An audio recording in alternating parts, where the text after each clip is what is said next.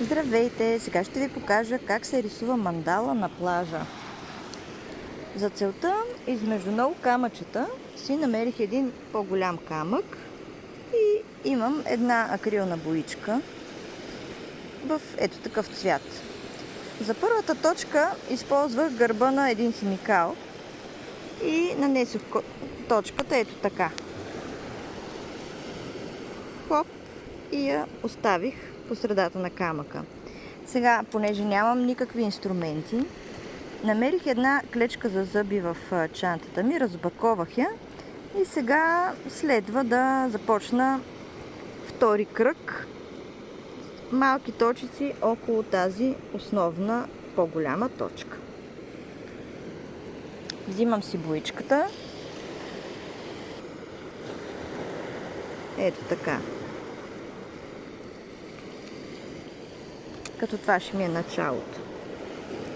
И ето така започвам. Оставям една точица тук. И започвам да кръжа около цялото по-голямо кръгче. Понеже ще ми е трудно само с една ръка, след малко ще видите как съм продължила по-нататък. Така, ето ги първите кръгчета. По-скоро първото рече малки точици. След това ще продължа втори ред точици, но ще използвам всяко диагоналче между първи ред. Като следващите точки ще са с една идейка малко по-големи от тези първите малки точици. Ето го и второто кръгче. По-скоро втория пръстен от точици. И сега следва да направя трети пръстен с още по-големи точици, пак като използвам диагонала на предишните двойки точки. И сега ще видим какво ще се получи.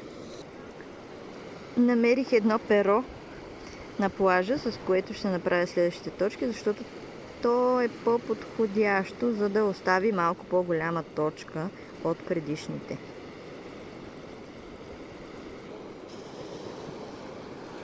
Ето така.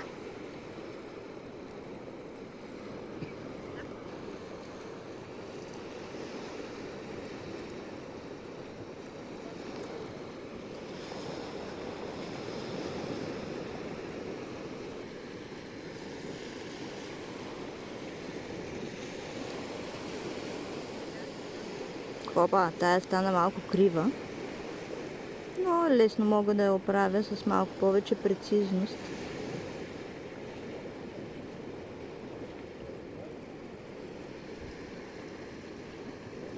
Ето така.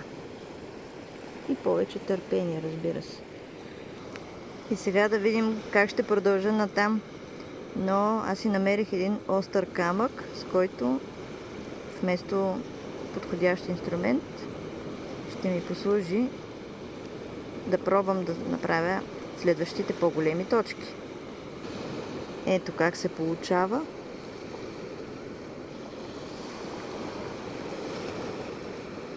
Трябва да потопя още веднъж, защото с две топвания не се получава. Тоест, всяка точка си изисква отделно топване в боята. Ето така.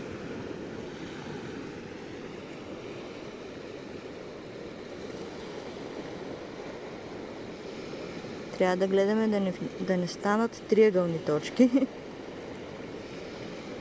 Долу-горе се получава нещо. Така, след като измих гърба на този химикал, за да го използвам отново, сега ще продължа с още по-големи точки. Ето тук. Готово!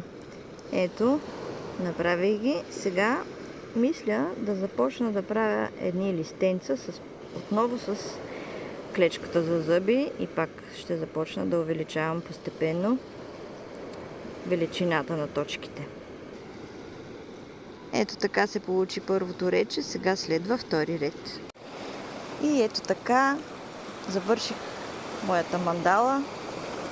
за която ми послужи една единствена боичка, камък, клечка за зъби, обратното на химикала, перо и едно остро камъче.